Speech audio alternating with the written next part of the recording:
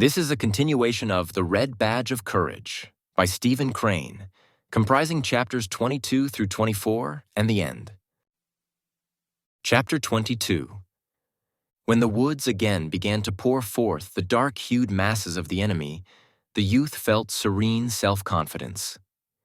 He smiled briefly when he saw men dodge and duck at the long screechings of shells that were thrown in giant handfuls over them.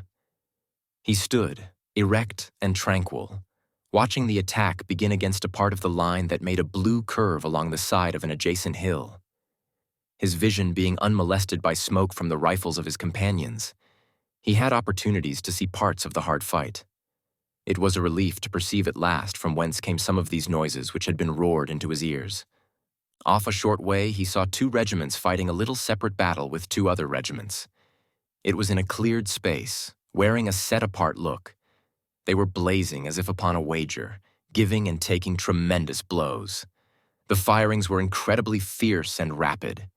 These intent regiments apparently were oblivious of all larger purposes of war, and were slugging each other as if at a matched game.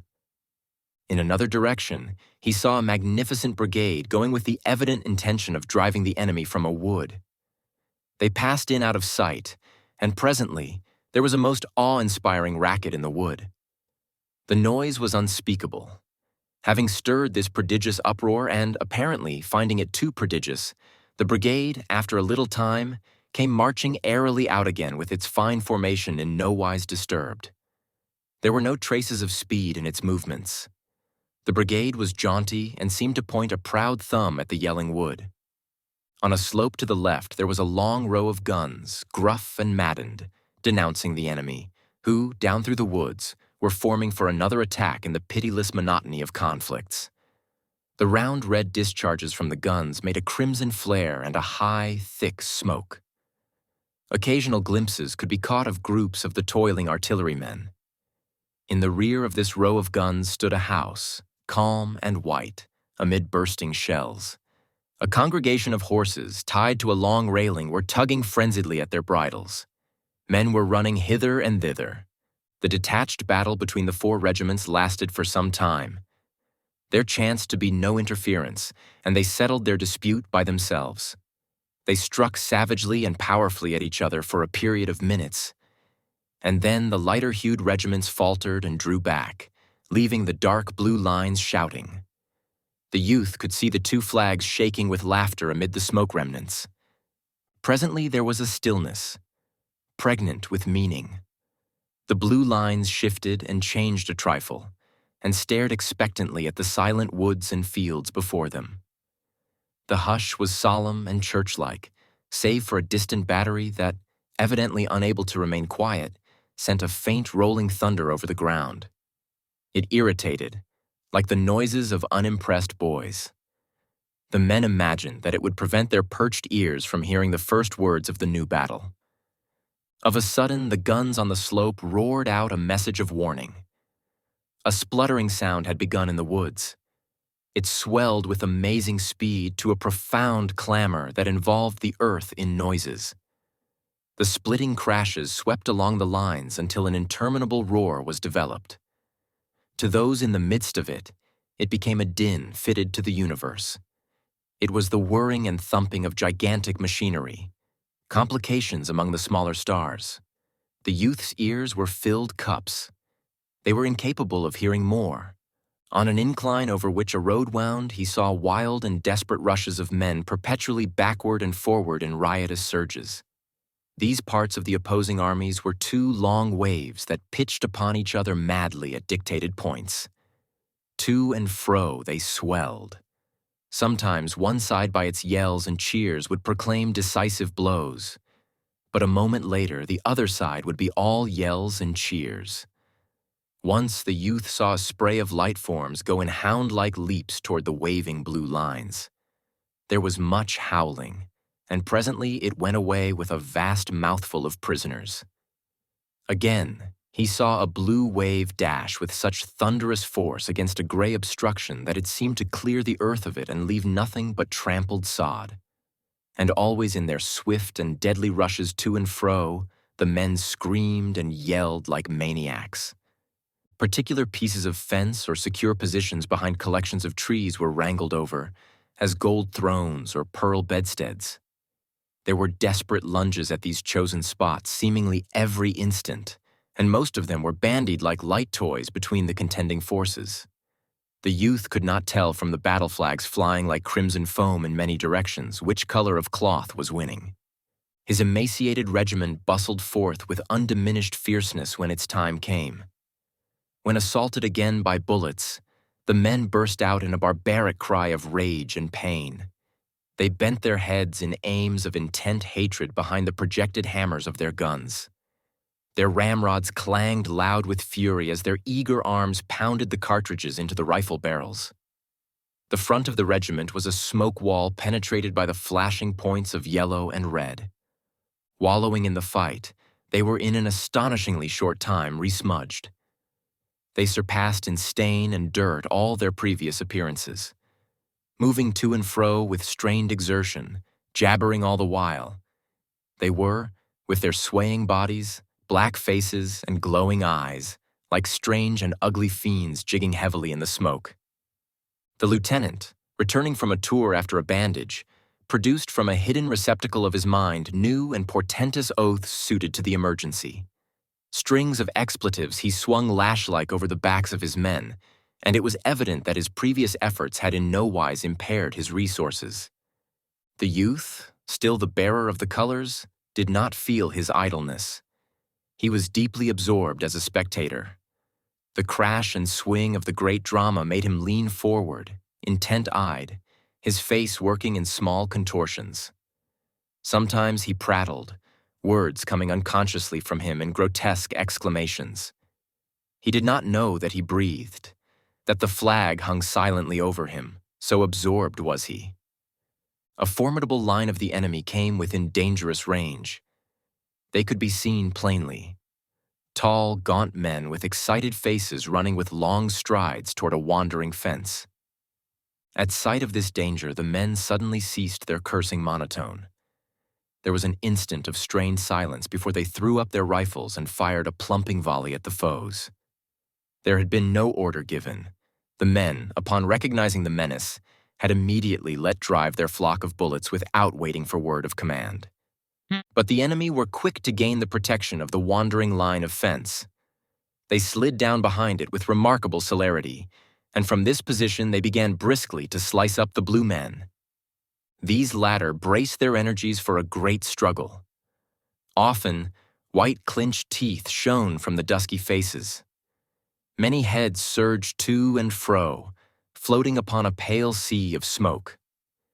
Those behind the fence frequently shouted and yelped in taunts and jibe-like cries, but the regiment maintained a stressed silence. Perhaps, at this new assault, the men recalled the fact that they had been named mud diggers, and it made their situation thrice bitter. They were breathlessly intent upon keeping the ground and thrusting away the rejoicing body of the enemy. They fought swiftly and with a despairing savageness denoted in their expressions. The youth had resolved not to budge whatever should happen. Some arrows of scorn that had buried themselves in his heart had generated strange and unspeakable hatred. It was clear to him that his final and absolute revenge was to be achieved by his dead body lying, torn and gluttering upon the field. This was to be a poignant retaliation upon the officer who had said, "mule drivers," and later, "mud diggers." For in all the wild graspings of his mind for a unit responsible for his sufferings and commotions, he always seized upon the man who had dubbed him wrongly. And it was his idea, vaguely formulated, that his corpse would be for those eyes a great and salt reproach.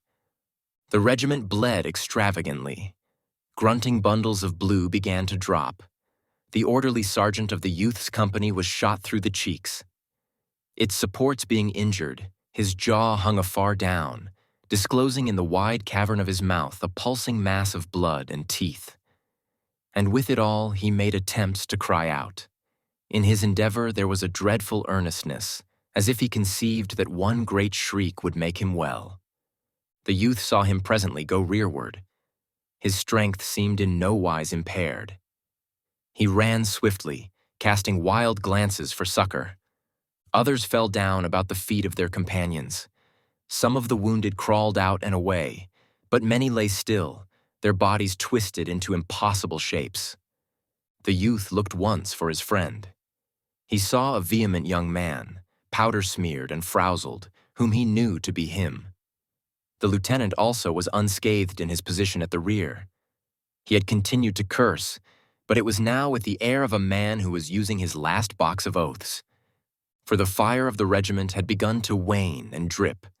The robust voice that had come strangely from the thin ranks was growing rapidly weak. Chapter 23. The colonel came running along the back of the line. There were other officers following him.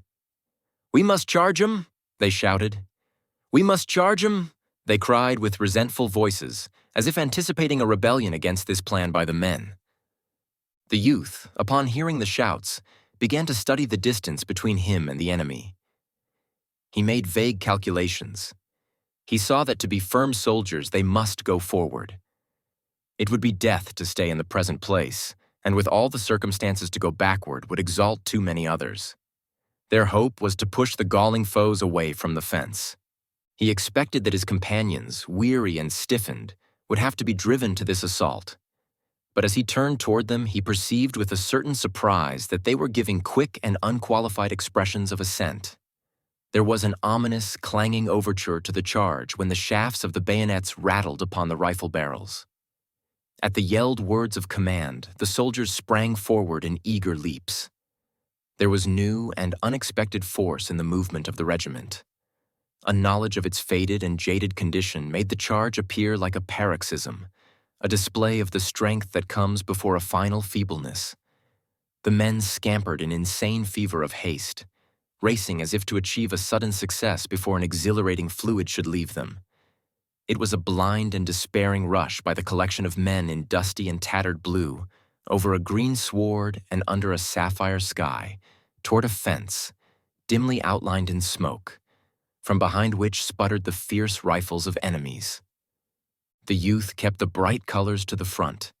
He was waving his free arm in furious circles, the while shrieking mad calls and appeals, urging on those that did not need to be urged, for it seemed that the mob of blue men hurling themselves on the dangerous group of rifles were again grown suddenly wild with an enthusiasm of unselfishness. From the many firings starting toward them, it looked as if they would merely succeed in making a great sprinkling of corpses on the grass between their former position and the fence. But they were in a state of frenzy, perhaps because of forgotten vanities, and it made an exhibition of sublime recklessness. There was no obvious questioning, nor figurings, nor diagrams. There was, apparently, no considered loopholes. It appeared that the swift wings of their desires would have shattered against the iron gates of the impossible. He himself felt the daring spirit of a savage, religion mad. He was capable of profound sacrifices, a tremendous death. He had no time for dissections, but he knew that he thought of the bullets only as things that could prevent him from reaching the place of his endeavor. There were subtle flashings of joy within him that thus should be his mind. He strained all his strength. His eyesight was shaken and dazzled by the tension of thought and muscle. He did not see anything excepting the mist of smoke gashed by the little knives of fire, but he knew that in it lay the aged fence of a vanished farmer protecting the snuggled bodies of the gray men. As he ran, a thought of the shock of contact gleamed in his mind. He expected a great concussion when the two bodies of troops crashed together. This became a part of his wild battle madness. He could feel the onward swing of the regiment about him, and he conceived of a thunderous, crushing blow that would prostrate the resistance and spread consternation and amazement for miles. The flying regiment was going to have a catapultian effect. This dream made him run faster among his comrades, who were giving vent to hoarse and frantic cheers. But presently he could see that many of the men in gray did not intend to abide the blow. The smoke, rolling, disclosed men who ran, their faces still turned. These grew to a crowd, who retired stubbornly. Individuals wheeled frequently to send a bullet at the blue wave. But at one part of the line, there was a grim and obdurate group that made no movement. They were settled firmly down behind posts and rails. A flag, ruffled and fierce, waved over them, and their rifles dinned fiercely. The blue whirl of men got very near, until it seemed that in truth there would be a close and frightful scuffle. There was an expressed disdain in the opposition of the little group that changed the meaning of the cheers of the men in blue. They became yells of wrath, directed, personal. The cries of the two parties were now in sound, an interchange of scathing insults. They in blue showed their teeth. Their eyes shone all white. They launched themselves as at the throats of those who stood resisting. The space between dwindled to an insignificant distance. The youth had centered the gaze of his soul upon that other flag. Its possession would be high pride. It would express bloody minglings, near blows. He had a gigantic hatred for those who made great difficulties and complications. They caused it to be as a craved treasure of mythology, hung amid tasks and contrivances of danger. He plunged like a mad horse at it. He was resolved it should not escape if wild blows and darings of blows could seize it. His own emblem, quivering in a flare, was winging toward the other. It seemed there would shortly be an encounter of strange beaks and claws, as of eagles. The swirling body of blue men came to a sudden halt at close and disastrous range and roared a swift volley. The group in gray was split and broken by this fire, but its riddled body still fought. The men in blue yelled again and rushed in upon it. The youth, in his leapings, saw, as through a mist, a picture of 4 or 5 men stretched upon the ground, or writhing upon their knees with bowed heads, as if they had been stricken by bolts from the sky. Tottering among them was the rival color-bearer, whom the youth saw had been bitten vitally by the bullets of the last formidable volley. He perceived this man fighting a last struggle, the struggle of one whose legs are grasped by demons. It was a ghastly battle. Over his face was the bleach of death, but set upon it was the dark and hard lines of desperate purpose. With this terrible grin of resolution, he hugged his precious flag to him, and was stumbling and staggering in his design to go the way that led to safety for it. But his wounds always made it seem that his feet were retarded, held, and he fought a grim fight, as with invisible ghouls fastened greedily upon his limbs. Those in advance of the scampering blue men, howling cheers, leaped at the fence. The despair of the lost was in his eyes as he glanced back at them. The youth's friend went over the obstruction in a tumbling heap and sprang at the flag as a panther at prey. He pulled at it and, wrenching it free, swung up its red brilliancy with a mad cry of exultation, even as the color-bearer, gasping, lurched over in a final throw and, stiffening convulsively, turned his dead face to the ground. There was much blood upon the grass blades. At the place of success, there began more wild clamorings of cheers. The men gesticulated and bellowed in an ecstasy. When they spoke, it was as if they considered their listener to be a mile away. What hats and caps were left to them they often slung high in the air. At one part of the line, 4 men had been swooped upon, and they now sat as prisoners. Some blue men were about them in an eager and curious circle. The soldiers had trapped strange birds, and there was an examination. A flurry of fast questions was in the air. One of the prisoners was nursing a superficial wound in the foot. He cuddled it, baby-wise, but he looked up from it often to curse with an astonishing utter abandon straight at the noses of his captors. He consigned them to red regions. He called upon the pestilential wrath of strange gods. And with it all, he was singularly free from recognition of the finer points of the conduct of prisoners of war. It was as if a clumsy clod had trod upon his toe, and he conceived it to be his privilege, his duty, to use deep, resentful oaths. Another, who was a boy in years, took his plight with great calmness and apparent good nature. He conversed with the men in blue, studying their faces with his bright and keen eyes. They spoke of battles and conditions. There was an acute interest in all their faces during this exchange of viewpoints. It seemed a great satisfaction to hear voices from where all had been darkness and speculation. The third captive sat with a morose countenance. He preserved a stoical and cold attitude. To all advances he made one reply without variation. "Ah, go to hell." The last of the four was always silent, and for the most part, kept his face turned in unmolested directions. From the views the youth received, he seemed to be in a state of absolute dejection. Shame was upon him, and with it profound regret that he was, perhaps, no more to be counted in the ranks of his fellows. The youth could detect no expression that would allow him to believe that the other was giving a thought to his narrowed future, the pictured dungeons, perhaps, and starvations and brutalities liable to the imagination. All to be seen was shame for captivity and regret for the right to antagonize. After the men had celebrated sufficiently, they settled down behind the old rail fence, on the opposite side to the one from which their foes had been driven. A few shot perfunctorily at distant marks. There was some long grass. The youth nestled in it and rested, making a convenient rail support the flag. His friend, jubilant and glorified, holding his treasure with vanity, came to him there. They sat side by side and congratulated each other. Chapter 24. The roarings that had stretched in a long line of sound across the face of the forest began to grow intermittent and weaker. The stentorian speeches of the artillery continued in some distant encounter, but the crashes of the musketry had almost ceased. The youth and his friend of a sudden looked up, feeling a deadened form of distress at the waning of these noises, which had become a part of life. They could see changes going on among the troops. There were marchings this way and that way. A battery wheeled leisurely. On the crest of a small hill was the thick gleam of many departing muskets. The youth arose. "Well, what now, I wonder?" he said.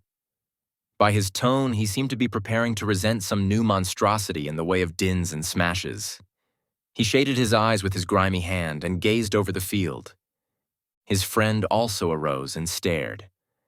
"I bet we're going to get along out of this and back over the river," said he.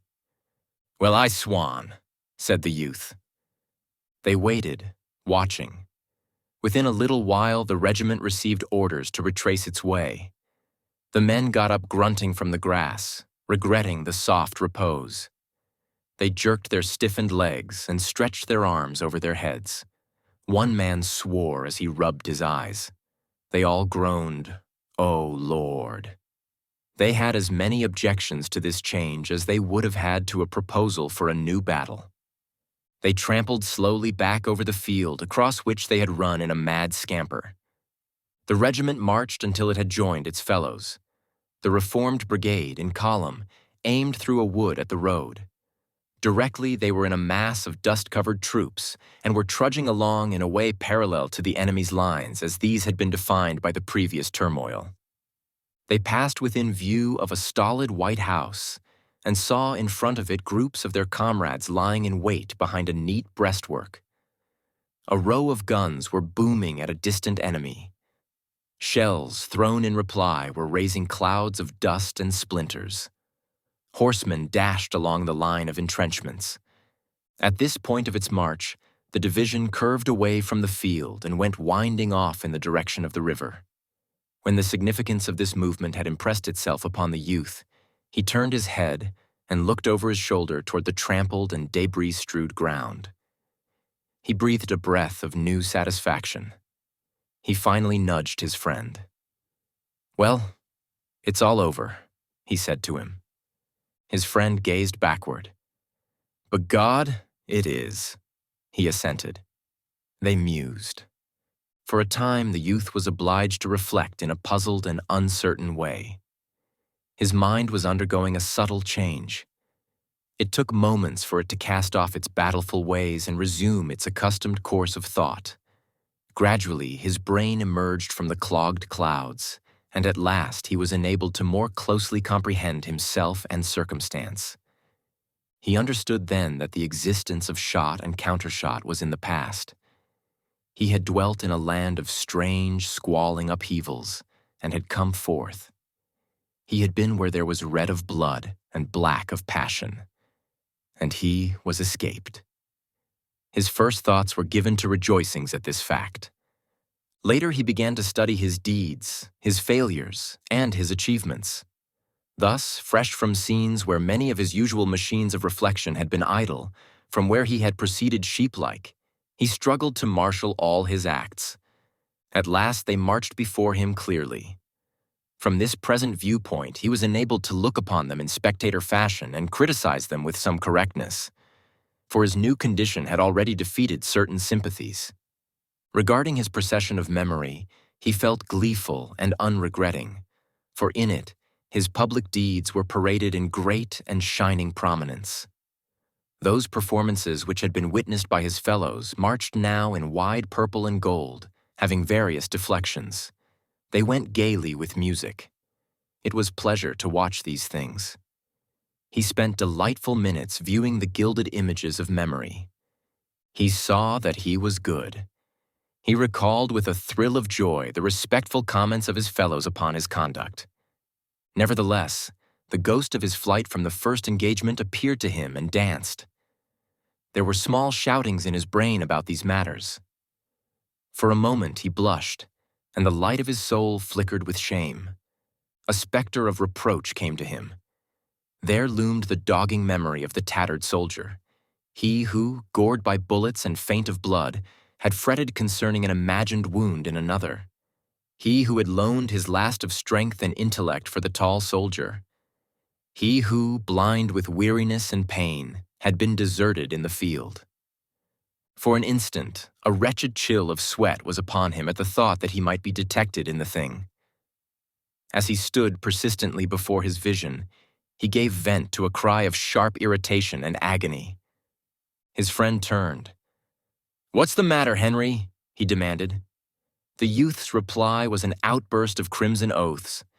As he marched along the little branch-hung roadway among his prattling companions, this vision of cruelty brooded over him.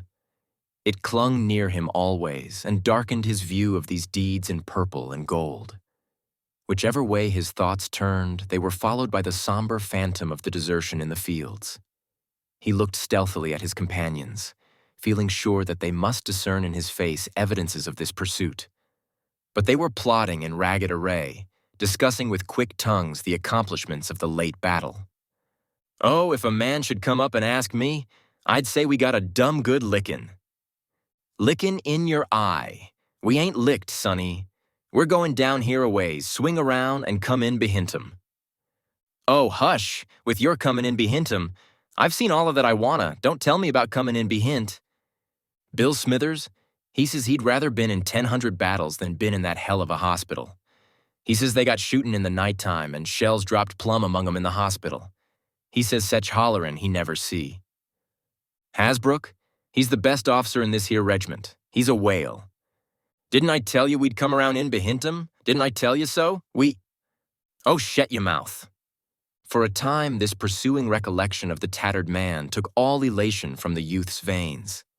He saw his vivid error, and he was afraid that it would stand before him all his life.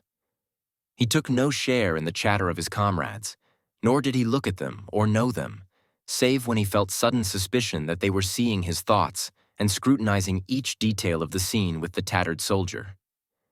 Yet gradually he mustered force to put the sin at a distance, and at last his eyes seemed to open to some new ways. He found that he could look back upon the brass and bombast of his earlier Gospels and see them truly.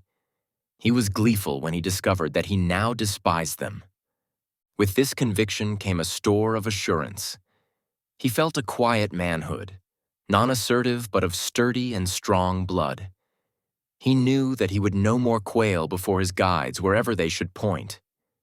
He had been to touch the great death, and found that, after all, it was but the great death. He was a man. So it came to pass that as he trudged from the place of blood and wrath, his soul changed.